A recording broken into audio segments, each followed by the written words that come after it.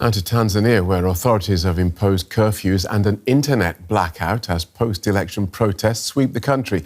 Demonstrators have clashed with police in several cities following Wednesday's general election. They say the result is unfair after the president's main challengers were excluded from the ballot. The internet blackout is raising concerns about the ability to get reliable information about what's actually happening on the ground. Our correspondent Sella Oneka reports from neighbouring Kenya. There's a media blackout in Tanzania since Wednesday the 29th, when protests erupted on polling day. While internet and mobile phone networks were shut down, footage of protests trickled in and started trending on social media. The problem, there are few journalists on the ground and not enough information to verify all the videos. There are only a handful of accounts of human rights activists, for example, updating information on Tanzania constantly. And so we've partly been relying on seeing videos like this from social media and trying to verify them. But it's been difficult to do this because it's been difficult to reach local journalists, for example, because many of them are stuck at home and because of the internet blackout, they're not reachable. Figures published of the injured and the number of deaths vary on a huge scale. The UN was able to confirm a number of deaths, but rights groups believe there could be many more.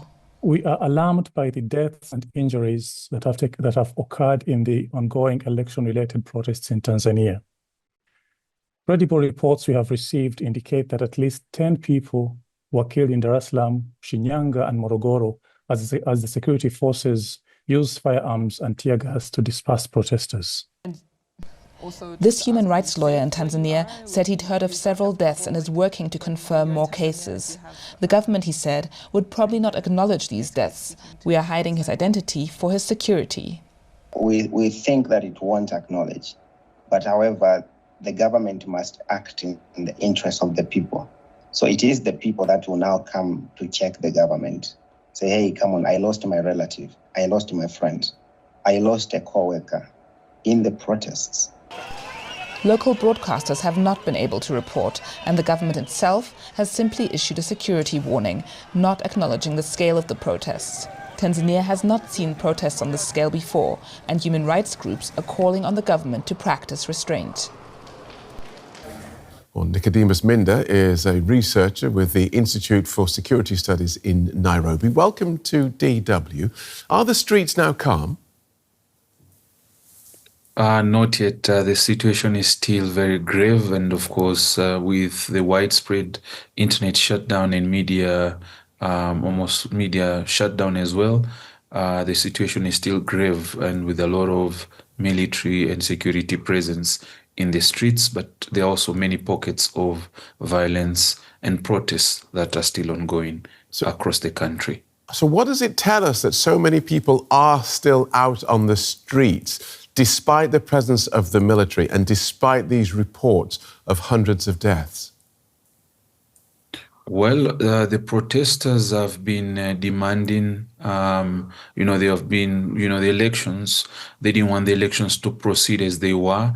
We saw a situation where the elections were conducted with the absence of the top opposition parties, the two main opposition parties. So the protesters are were demanding for the elections not to proceed as they were, but the government proceeded with the elections. So this is one of the grievances of the elections, but there are also other grievances that the protesters also have, including rampant corruption and of course many people missing as a result of government abduction and enforced disappearances of dissenters to the government of Tanzania. So what could the government offer these protesters that would satisfy them? Actually, now it's quite difficult because at one point the Electoral Commission continued announcing the results, which has further aggravated many of the protesters.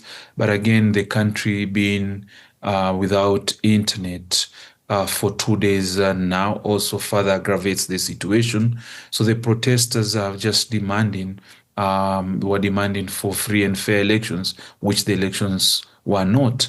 And of course, there is also concern that there was low voter turnout And we all know that the protesters really invaded polling stations, burning of government facilities and petrol station, and including vandalism of public property as well.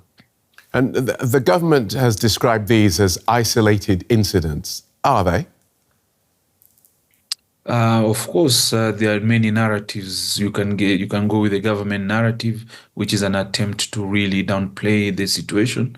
But the reality on the ground is there are so many people protesting across the country.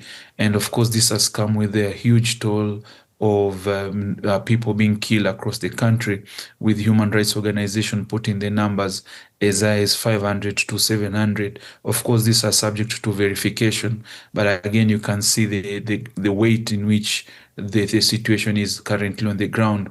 And to make matters worse, you find that because of no internet on the ground, it makes it very difficult. I've just come from Tanzania, and the situation is exactly what I'm describing to you. Thank you for talking us through that, Nicodemus. Nicodemus Minde from the Institute for Security Studies in Nairobi. Thank you very much. DW's East Africa correspondent Sella Oneka has been monitoring the situation from neighbouring Kenya and joins us now. Sella, the Tanzanian opposition says hundreds have been killed in this unrest. What have you been hearing from your sources there?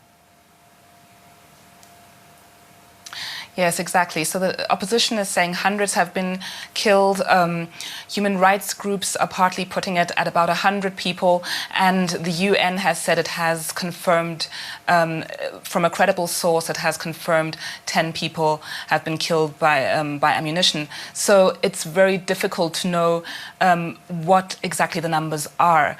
And I was speaking to a human rights lawyer in Tanzania earlier today, and he basically told me that the difficulty is that you need people, you need obviously a doctor to confirm the deaths, you need a post-mortem to confirm what the people died of.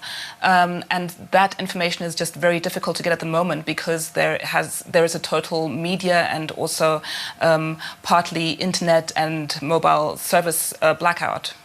Let's talk about that more. How are people dealing with the fact that there is a massive crackdown on the media, including internet blackouts and curfews? How is that affecting the whole situation? I mean, that is the main problem that people, well, not the main problem, but one of the main problems that people are facing, that there is no information, and that we are also facing as journalists monitoring the situation. So, for example, we tried to apply for accreditation to enter the country. We did not get it. There are local journalists in the country who are having trouble reporting on the situation because many of them can't leave their houses at the moment because the government has told people to stay at home.